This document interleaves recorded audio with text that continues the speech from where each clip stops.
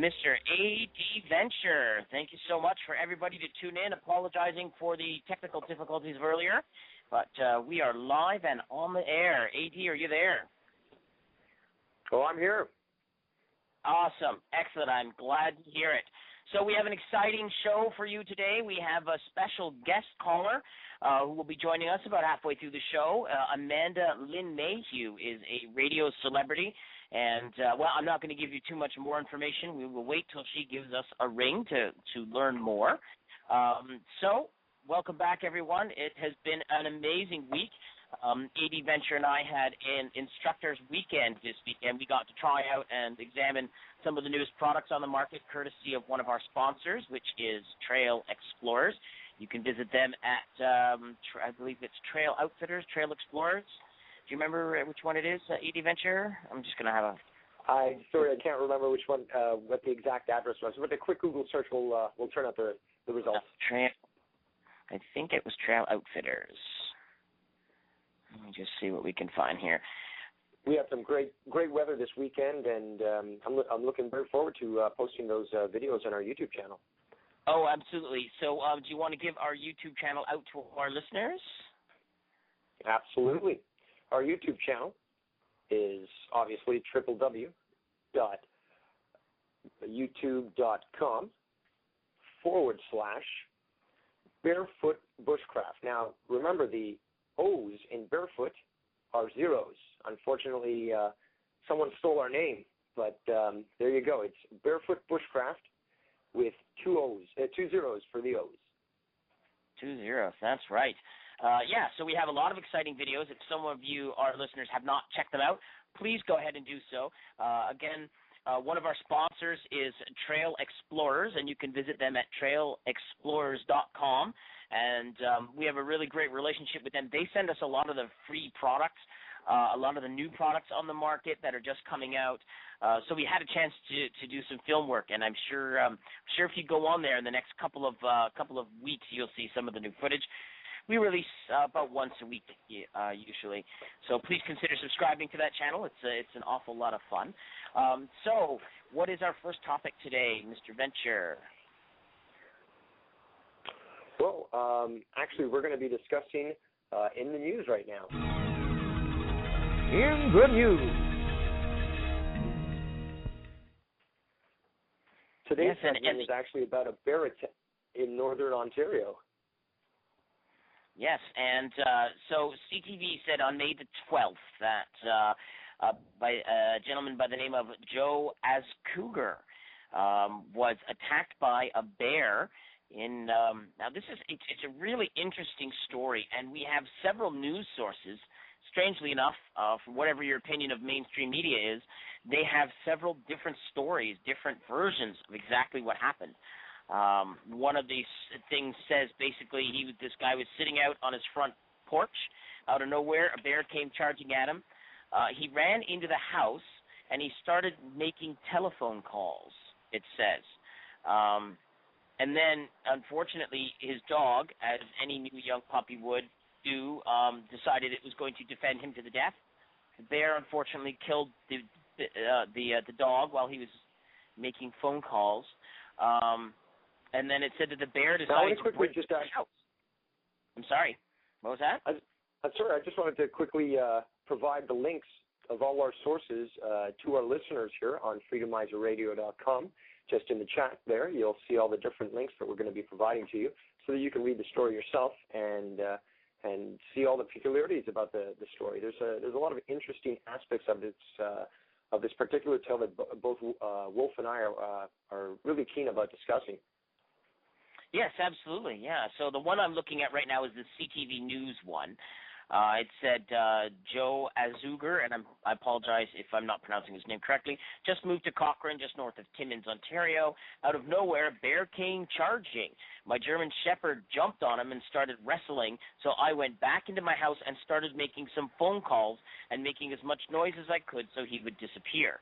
But Azougar's efforts, the bear did not leave him, and it said in this article, it says the bear chased him 40 meters to a nearby road and then dragged the guy by his head into the bushes. So that's what this one says. Then it says a couple of ladies came out of nowhere in their car and scared the bear away and drove the guy with the broken face to the hospital. Now, on another article, and I'll let the AD Venture give you the details of one of those other articles. Are you ready for that? Absolutely. Okay, so again, that's the CTV News one. So it says that he decided, bear came out of nowhere, he decided to go into his house and make some phone calls, then the bear kills his dog, drags him to the road, and he got saved by these two ladies. So what's the other story? Well, there's, again, the main elements of the story do remain the same, where he says that, again, a bear charged him out of the forest, it killed his dog, and eventually got onto him, with a lot of different details in between, and then eventually these two ladies came out of nowhere and were able to help him out. Now, we're definitely, we want to make sure that our listeners know that we're not placing blame, on the victim directly, although that there's a lot of things that he could have done differently. But, we're trying to review this story particularly so that it's a learning experience for everyone, and then we can examine certain things that might help improve, your bushcraft style, your awareness of nature, and just be prepared for something like this. Sure, absolutely. And, of course, the other thing is that the media has a habit of not always sharing the same story everywhere you go. The one thing I don't understand, and I'm not sure what the protocol was that this gentleman had followed, why would you go in the house and make some phone calls? Like, oh, there's a bear just killing my dog. I'm going to call my aunt. Like, it doesn't seem to show his urgency of the situation. I'm sure it was obviously a big problem, but in all the stories he does mention that he was trying to call a friend. Now, in that case, you would think, well, why aren't you trying to call the police or some sort of emergency assistance that might be able to assist you in this? And also, why don't you have bear spray? In a season where a lot of bears are coming out of hibernation, they're hungry. The story basically, all the stories do remain the same in the sense that it starts with him being on his porch eating his breakfast. Now, perhaps the smell was carrying and attracted the bear, but it seems very odd because if this is a bear that's just hungry, perhaps it seems that it would have been satisfied with killing the dog, because the dog in the story charged the bear, and it was killed and dragged into the forest. At this point, the story is diverging, where he is either trying to call a friend or he runs into his cabin and tries to block the entrance. The other one is he goes in and he tries to make noise. So, again, you find a lot of different variances in this particular story. You might also notice in one of the links that we provided from the National Post is that the picture that's provided is of a grizzly. And we're talking about a black bear in northern Ontario. So this just provides a little slant that the media does, in fact, try to push, and doesn't try to inform the public properly in regards to these sorts of tales. But it is extremely strange where you find all these different types of variances in all these different stories, and you start to question the actual victim himself. And again, it might sound a little harsh, but you start to wonder why he didn't have bear spray, why he was eating on his porch, why he wasn't prepared further. And again, if he's telling different stories to the media, perhaps maybe, this is just a possibility, I'm only speculating here, but perhaps he tried to feed the bear thinking it was possible. Perhaps, who knows what could have happened. But again, all these different variances in the story do provide a questionable mindset. What do you think about that, Wolf? Yeah, and again, I'm certainly not in a position to blame the victim. I don't have all the facts. What takes me by this story is that the media seems to change things. In fact, isn't there one version of the story that says the bear broke into his house? I was reading, like I said, it depends on which source, and that sort of almost makes you wonder about misinformation, and it's just a very, very strange situation, and it's unfortunate that it happened that way, of course, but very much. Yeah, very, very strange. And of course, there's a lot of it's a learning experience. Oh, of course, and I mean, I feel very, very bad for the gentleman. I mean, he just moved up there, So, the reality is, like a lot of the people that like to play Survivor Man or whatever, they may not have the proper skills to be in that environment. You always have to worry about being bear aware, as we say, and be concerned at all times of your whereabouts. And we don't know the situation. We don't know how remote he was. We don't know any of that. Timmins is a very remote area by nature. I will admit that. I've visited up in that area. It's fairly north in Ontario, and it's up not too far. Not too far around the Sudbury area. Is that about right, AD Venture? I'm not 100% sure. Yeah, I've been there. Yeah, it's up there, anyways. Yeah, northwest of there. But again, you consider these sorts of situations. You buy yourself again, this was a remote cabin, according to all these different stories, just off a little logging trail. And again, you would think, why doesn't he have some sort of protection, a rifle, even, would you not carry some sort of cutting implement with you at the same, while you're up there? Again, I'm always never without my cutting implement. And the stories indicate that he jabbed the bear in the eye, or he tried to push it away, but he doesn't mention anything like trying to use objects to try to fend off this bear. Yes, and that as well could simply be an issue with the media that they didn't want to put that. Oh, he was using his 12-inch K-bar to stab him in the eye. Very true. Media has a tendency to twist stories, and I think, in my opinion, that's most likely why we're getting differences in everywhere that we look. Is not so much because that this gentleman is, there's incorrect facts out there, but I think it's just a case of, the media has slightly skewed some of the stories. And again, and this information not only comes from time and time again where there's a lot of evidence about this, but when I have interviews and talks with the media, they often will take things not necessarily out of context, but sometimes facts and figures seem to get a bit skewed. You'll say one thing and it'll change into something else, or just generally wrong. But the biggest thing that goes to show you is when we go out in nature, and we've talked about this pretty much on every single episode, that you as a human are not the top of the food chain. You are not the master of your domain when you're out there. Having that attitude that I am mad and everything will bow to me simply doesn't cut it in that kind of environment. We have to be aware of our surroundings. John Young, he's an author of The Coyote's Guide to Natural Learning. I spent a week with him at a seminar called The Art of Mentoring last year, and he was saying that when the young tribesmen down the Bushmen of the Kalahari, they take them out into the woods, and they find tracks from some of the various wild animals, cougars, lions, things like that live in that area. There's no cougars, but anyway, and they find these tracks, and they say, when I was your age, many of our people died and were eaten by wild animals. And, they show the evidence, like, there's the tracks of these large animals, and then they say, when I was your age, many people died.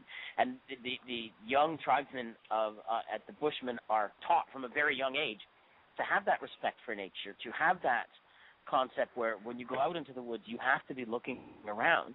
You have to be using all of your senses. You have to be constantly aware of every kind of thing that can be out there, from a snake that's going to bite you to something bigger that's going to eat you.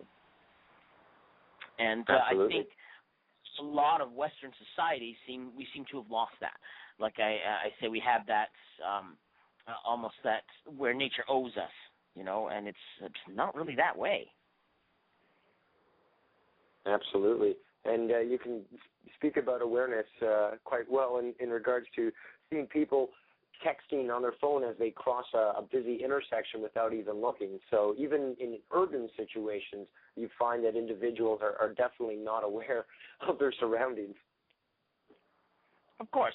Technology like mobile phones are almost designed to be addictive, right? Things like Pinterest and other websites are designed to draw you in. And for whatever it is in the human psyche, the mobile phone seems to be something that has implanted itself deep into who we are. I wouldn't even say it satisfies any real needs. Like, It doesn't satisfy the need for friendship or anything like that, but it's interesting.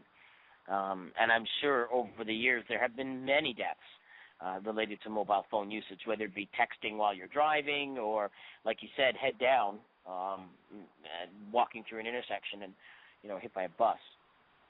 So I think that's one of the things that we try to do as instructors is not so much like, oh, you need to survive everything. You need to, go out into the world and pretend to be Survivor Man.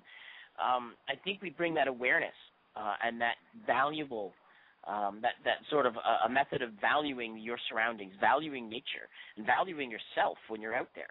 So I think that all sort of ties into the preservation, where the bushcraft lifestyle is about everything being multi-purpose. It's about everything surviving and enjoying nature, but also giving back to say, I need to do this in a certain way to not destroy nature.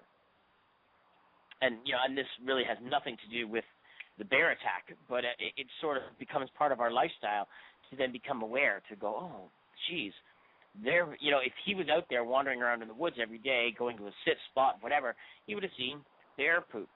He would have seen bear tracks, right? And please don't think that I'm pointing the finger at the victim. It's just he may have been able to get a heads up through his own awareness to go, okay, I need to be a bit more bear aware. And, that could be putting a leash on your dog, watching the direction of the wind when you eat, all that sort of stuff. That's exactly it. And even during our instructor weekend, just the day ago, we heard those coyotes, and that is also part of being aware of your surroundings, and with all the different noises coming from nature, it's sometimes difficult to hone in on these things, but we made them out, and we could hear them. Yeah, we were walking through the woods. We did spend most of our instructor weekend in the woods. We looked around, and it was like, oh, look, that looks like could be coyote poop. And, didn't really pay any attention. I didn't even mention it to Venture there. And it was like, oh, whatever. And then, we're laying in our tents at night. Oh, you saw it. Oh, excellent. Yeah, we were laying in our tents at night, and we hear like, yip, yip, yip, yip, yip, yip. And it's like, hey, they got food. That's cool. And just having that awareness, it's like, wow, that's really cool. And, of course, if we were in a very a real backwoods country area, it would have been each other's responsibility to be like, hey, that looks like coyote poop. That way we know if we had a small dog with us or something, be careful because the small dog is edible. We're edible. And I think it's, that sort of thing is bringing awareness is just as important as practicing the skills themselves. So it looks like, so it looks like in a few moments we will most likely have our guest come on the show, and we're actually really pumped and excited to have different guests on the show. One of the things we try to do on the Barefoot Bushcraft Show is bring celebrities in from around the globe who are interested in the field of outdoor recreation, survival, bushcraft, whatever term that we end up using on it, just to sort of entertain the things that different concepts. And I invite anybody, of course, this is a call-in show. Anybody who is interested, please give us a call at the radio show. And, of course, that call-in number when we are live is 1-347-324-3704. When you call in, it'll say press 1 to speak to the host. Then it will notify us, and either myself or Venture will pull you into the screen room, give you, get a little bit of information about you, and then we'll put you online. And if you're calling from the United States, you can call our 1-800 number, which is 1-866-200-4449. 4449, I'm sorry. All right. Yes, and again, one thing before we get our call in. I'm sorry, Wolf. Yeah, go ahead. I was just going to start talking about some of the products we reviewed. But yeah, go ahead. Well, that's exactly what I was going to talk about. We were going to. I wanted to discuss our the review that we did, which you'll actually see on YouTube quite shortly.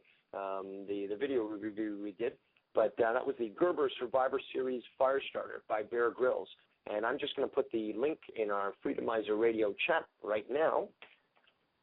And the product number is actually 31-000699.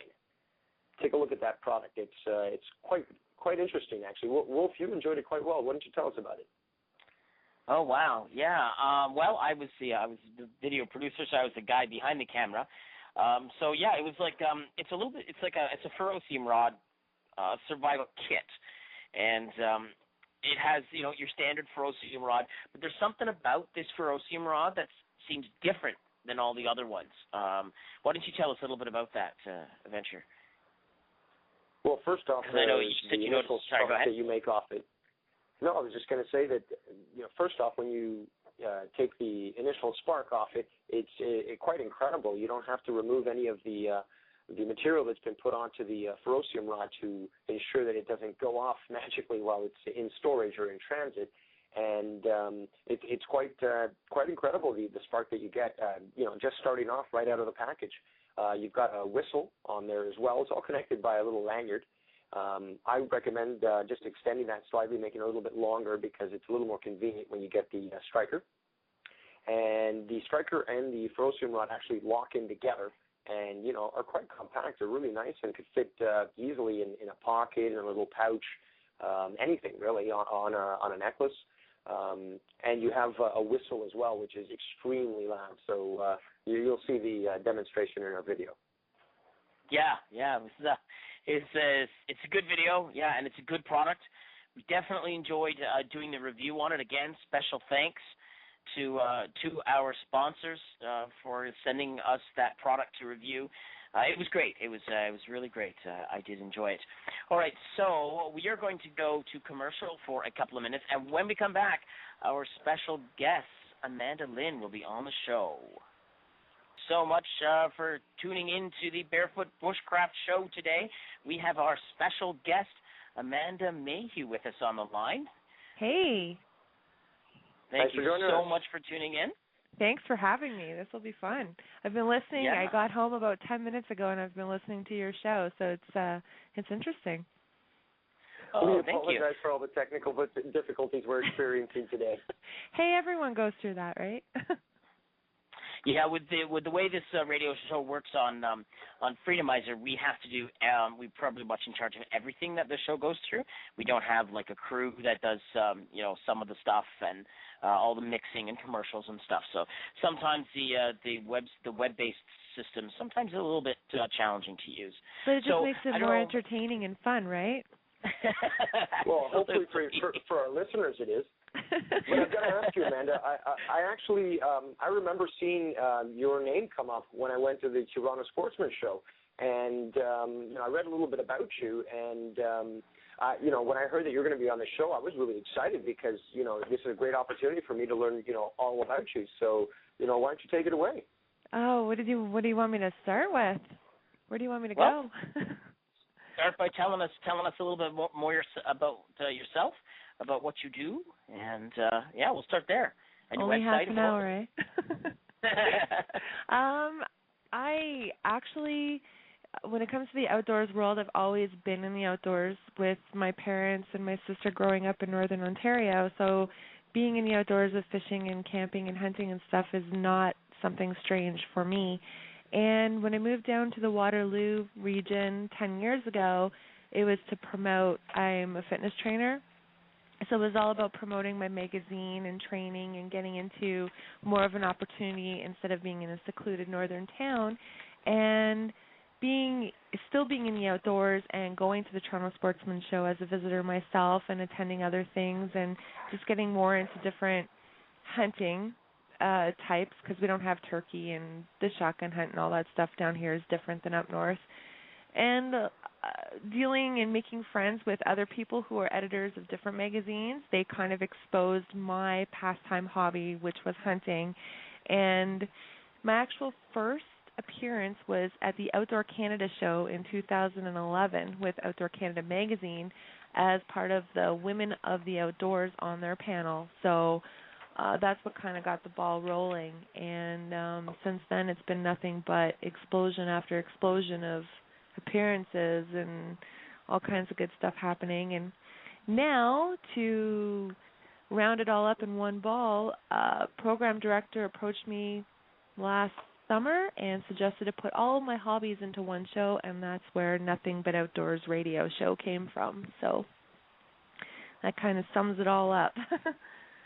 Well, that's great. Oh, that's fantastic. And I just want our listeners to know that we've put your website address into the Freedomizer Radio chat right here. And that, for everyone else who doesn't have access to a computer, is www.amandalynmayhew.com.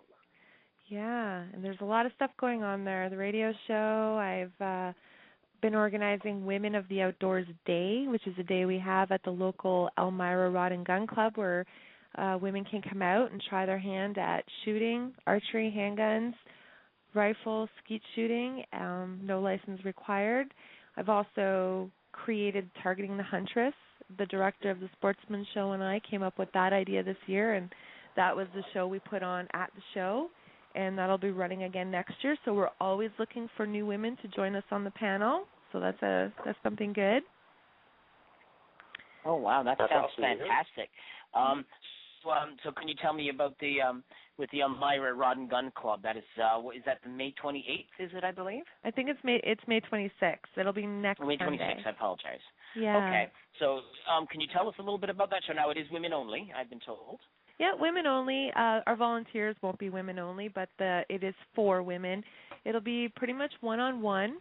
They'll try, like I said, they can come out and they can try shotgun, rifle, handgun, archery. They're split up into groups of 5 or 6, and we rotate our stations, and they just come on out and have a good time. And there's range officers on, at the premises. Almost everyone that's there is a range officer or certified, and then they get a free lunch, and they can decide if they like it or not like it or go from there. I get a lot of emails from women who, how do I get into this? How should I try it? I want to surprise my husband, or, I want to go do this by myself. Where do I start? So we kind of just gave them a starting point. Oh, that's fantastic. What do you think is the major hindrance? Oh, I'm sorry, Wolf. No, that was my only comment. That was all. Go ahead. No, sorry. You prefer to be called Amanda? Amanda's fine. No, Amanda's fine. Okay.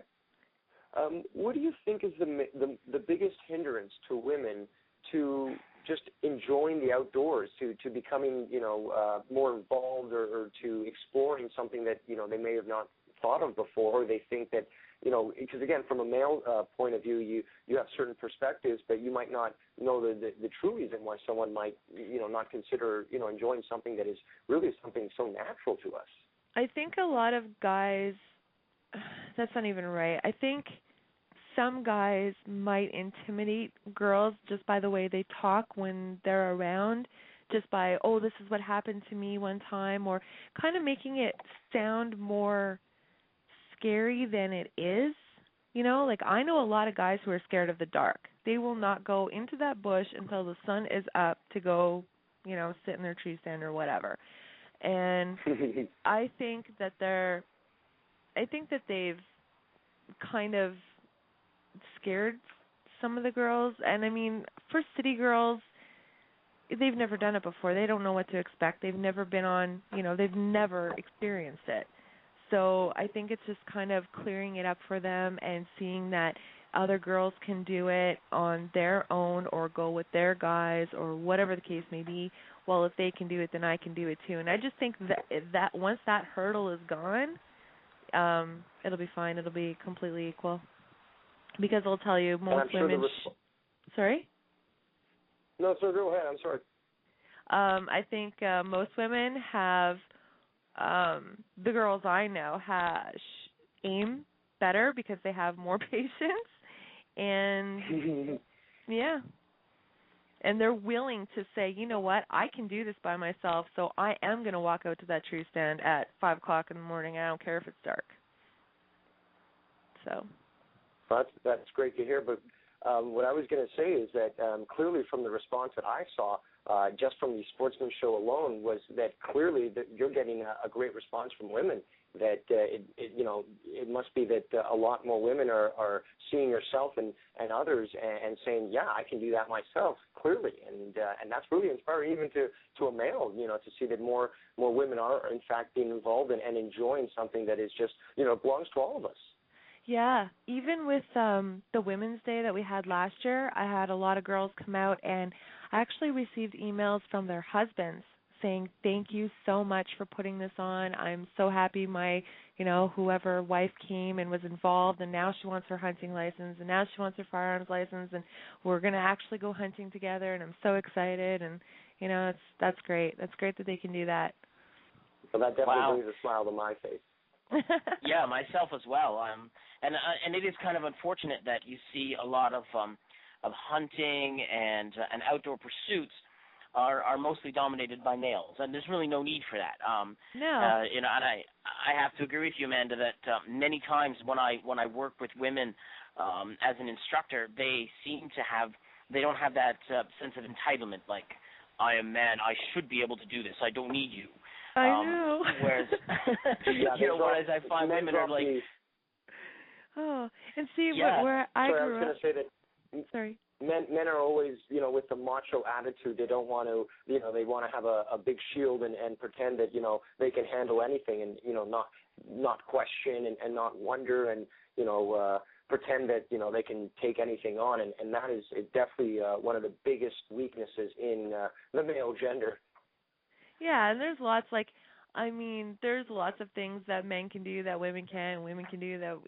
I don't even think it's gender related. It's person. There's a lot of things that people can do that other people can't, and vice versa. So you're going to have a girl that's scared of the dark. You're going to have a guy that's scared of the dark. You're going to have a man that can't pull a deer across a plowed field. You're going to have a woman that could. It doesn't matter. And like my husband, he supports me 100%. We go hunting together, but we take 2 separate moose hunting trips. He goes with the guys, where I've also been invited and included if I wanted to be, but he just goes with his guys, and I go back home to where my parents are. I take my son hunting, and him and myself go out by ourselves, or I'll go with my dad one day or whatever. So, you can do it together, you can do it apart. It doesn't matter if you're a girl or a guy. It just depends on the kind of person you are, the independence and the strength that you have, and what you can handle as a person. Wow. That's really inspiring. That's really, really inspiring. My dad, like I said, my dad has had me out in the bush since I was, since I was 2. There's a picture of him and myself where I was 2 years old, and we had gone grouse hunting, and, and that's all I can remember for the most part. It's all I've ever done, and I did all the things that you would raise your son doing, so. That's really, really cool. So you have, your PAL. In Canada, PAL is, possession acquisition license. Right. For stuff like that. So what do you prefer to use when you go hunting? It depends when I'm hunting. Oh, when cool. I'm bear and moose hunting, I use a 30-06, and it's a Weatherby handed down from my grandfather, who passed away a couple of years ago. When I'm grouse hunting, I have an 870 12 gauge. I know everyone says 12 gauge. What are you, crazy? But that's what I use. Or I have a 16 gauge over and under as well that was passed down from my grandfather. So a lot of the stuff has been inherited and kept in the family. It just depends on what I'm hunting, and yeah. Oh, very nice. Now, you hunt with bow as well? I do crossbow with deer, yes, and I was successful. I went out 3 times last year, and I was successful on the last day of deer season last year, of bow season. Wow, that's amazing. Now, speaking of firearms and archery and such, I had heard by way of your website that you spent some time down in the United States and made it to a big convention down there. Yes, the NRA. Wow. If you have anything on your list to go to, any sort of firearm show, put that on your list. Amazing. Not anything that I would ever expect. Please tell us more. I'd love to hear more about this. It's 3 days. This year it was in Houston, Texas, and it was the 3-day, the 3rd to the 5th, and they had 3 levels. And when you went into the front doors, if you were not an NRA member of any sort, then you could join for $25, and the show was free. So, I mean, for most outdoor shows, you spend quite a bit of money just to get in for one day. Once you get in, there's posters, there's people, there's celebrities, there's concerts going on in the booths. Some of the different gun manufacturers had little mini concerts with CMT country music artists, which was phenomenal. Ted Nugent was walking around. You had meetings on the third floor with all the NRA, the presidents, and different guest speakers were coming in. You could go on the second floor and try your hand at air rifles and shooting, right in the building, which was pretty cool. And nothing is attached. You can walk right through the Savage booth and pick up any rifle you want and spin around with it, and it was just fabulous the way they had the booth set up, and the people were interactive. They had so many people there, and I met the guys from Duck Commander, so that was pretty cool. That's very cool. And you cool. said that you get an NRA membership with your entry fee, even for foreigners? Yeah, so I'm an NRA member now for 1 year. Wow. Yeah. So wow, that's very cool. Now, I've never been called a foreigner before either. Well, so in Canada we have a version of the NRA. It is the Canadian Sports Shooting Association, I believe. Yeah, the CSSA. Yeah. I know. Sometimes they have an email list where you can get you can get emails and things like that. But I don't think I can't say that in Canada I've ever been to a show that sounds that exciting. And how big was it? Like, did it take a few hours to walk through all the vendors? No, you would need 3 days to walk through the whole thing. Like, we swept it in 6 hours, but we didn't. You could spend 3 days in there no problem and still not see and do everything. And it was all firearms, so no archery, no fishing, nothing. It was just all guns. And 85,000 people walked through there. So wow. Yeah, and just phenomenal. And most of the people, I would say 80% of the people were over the age of 45. There was hardly the generation gap was. I mean, you hardly saw any kids in there. There weren't a lot of women. It was mostly guys and older guys. Like that, it was wow. It was just wow. Where you go to the Toronto Sportsman Show and you see families, So it was just. Did you have any insight as to why that may be that way? I don't know. No, I really don't know. It wasn't on my itinerary to go there specifically for that. I was in Houston for a different function altogether. But when I had seen how close it was, I just said, "Hey, I've never been. Let's go." And did you feel that you were welcomed at the event? Did people inquire if about you, if you were not from there, and if they found out if you were Canadian? No.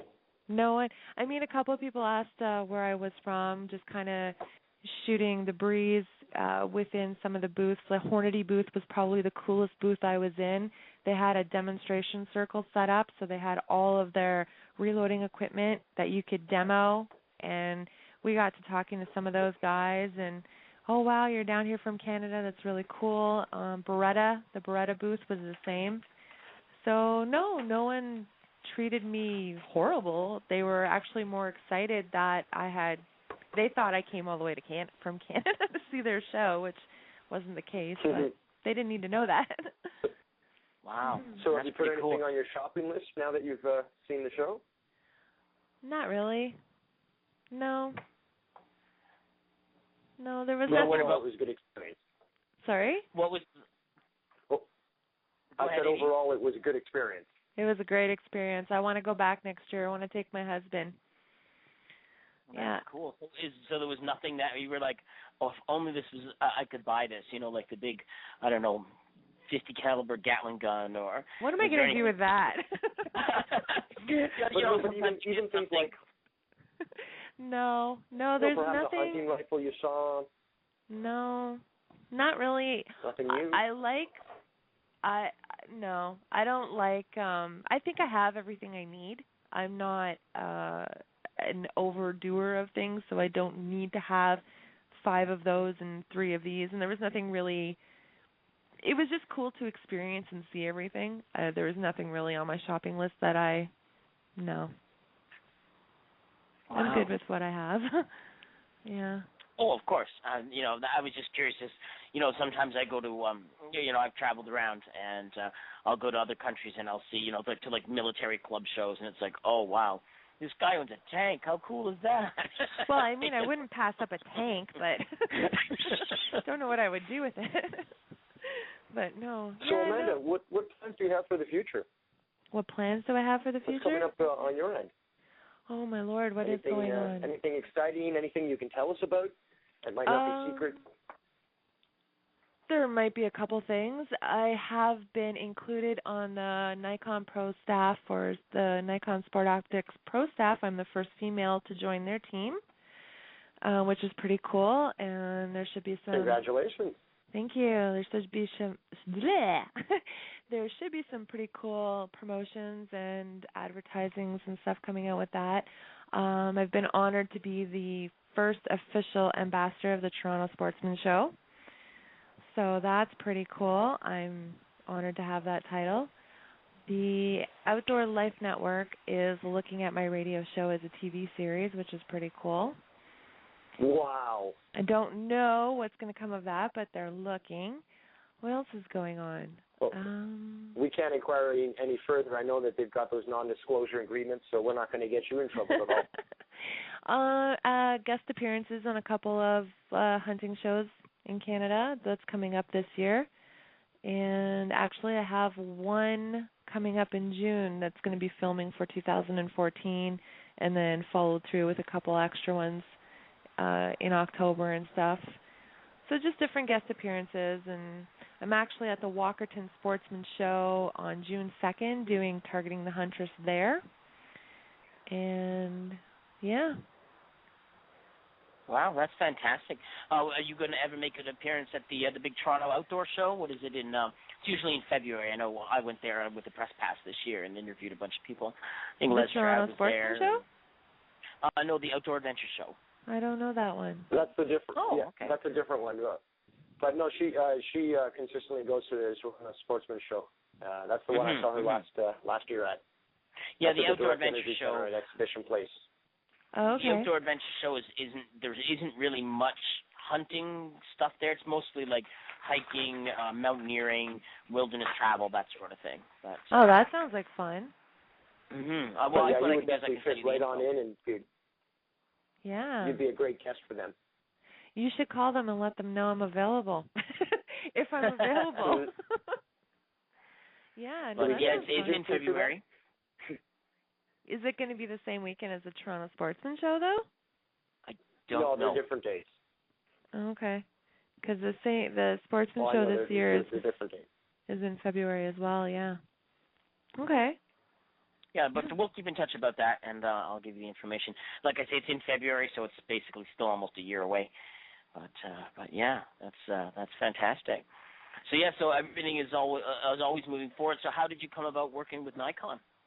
How did that come about? Well, I work part-time in a gun store, and one of the reps came in, and he's kind of known who I was for probably about a year and a half or so, and he just approached me and said, "Hey, are you interested in doing this?" And I said, "Hey, yes, of course I am."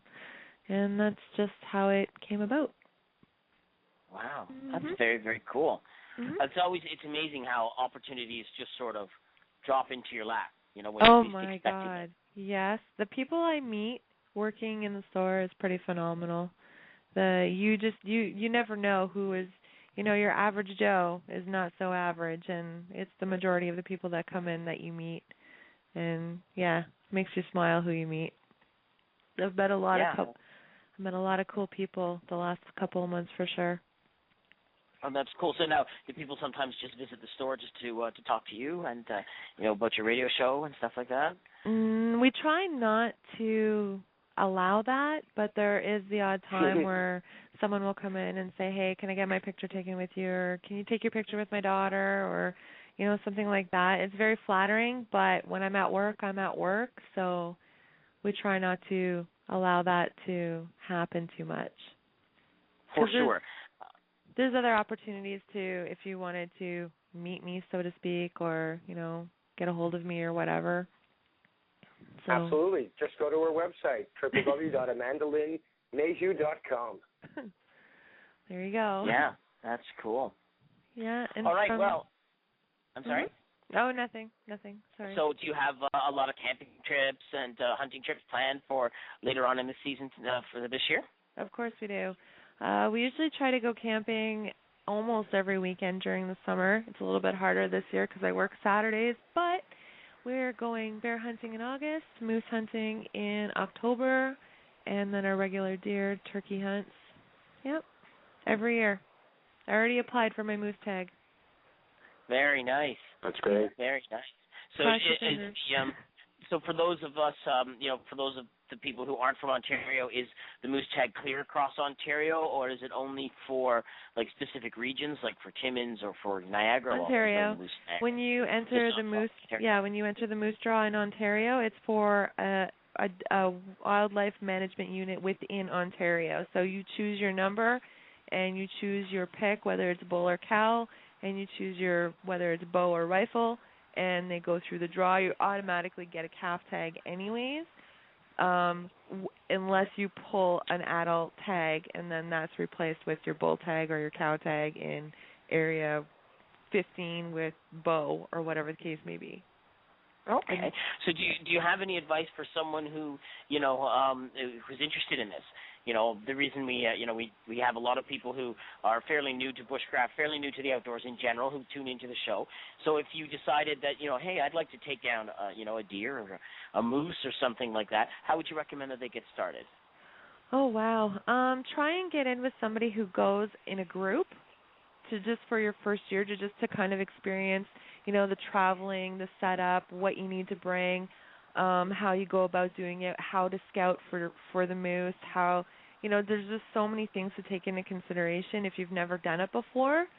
Deer is a little bit different. Actually, deer is a lot different, and depending if you're doing the bow or you're doing the shotgun week. When you do the shotgun week, you hunt in a party. When you do the bow, you're mostly by yourself in a tree stand or in a ground blind.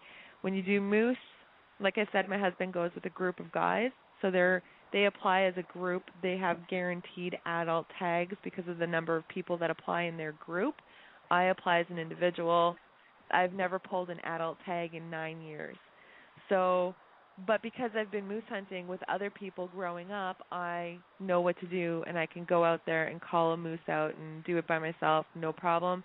So if it's your first time, definitely try and find someone you can go with and just hang with for the first year and shadow them and just see what it's all about, and then go from there. Wow. Mm-hmm. That sounds like it's a very involved process. It's not like you just, you get your gun and you go out and you start blasting stuff. No.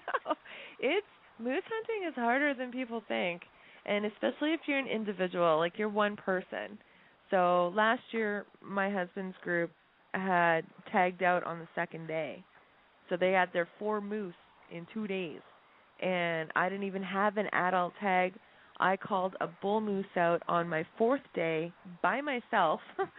And I didn't even get a calf because a calf tag or a calf moose is so hard to hunt because the cow will do anything to protect that calf.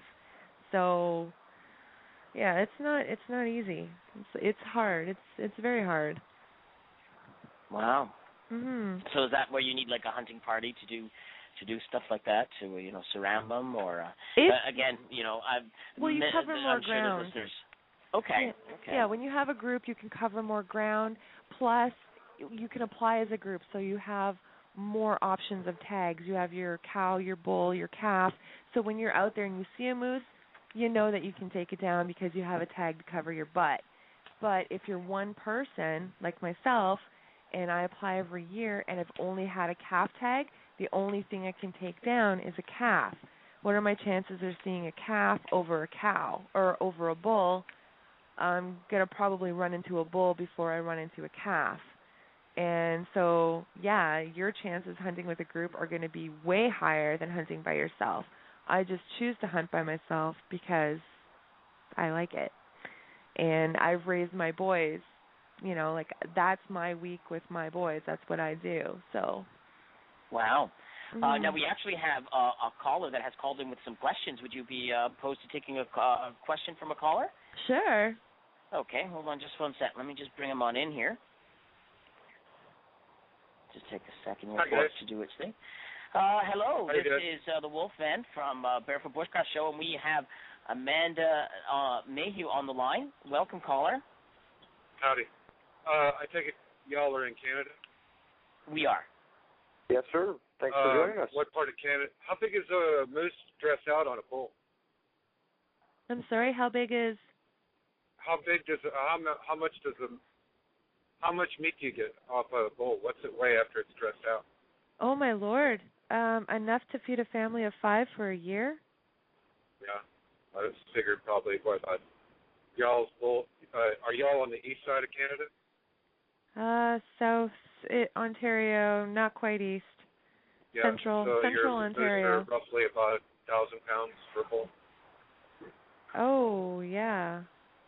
Okay. Yeah, a so cow. You probably get about 700-800 pounds of meat. Yes. Yeah, cool. What kind of rifle do you use? I use a Weatherby 30-06. I don't know. Okay. That's pretty much the going thing. Everybody uses 30-06 up there. Where are you from, by the way? Oh, I live in Texas. We don't have any moose. Unless we import them. Yeah. We have cows.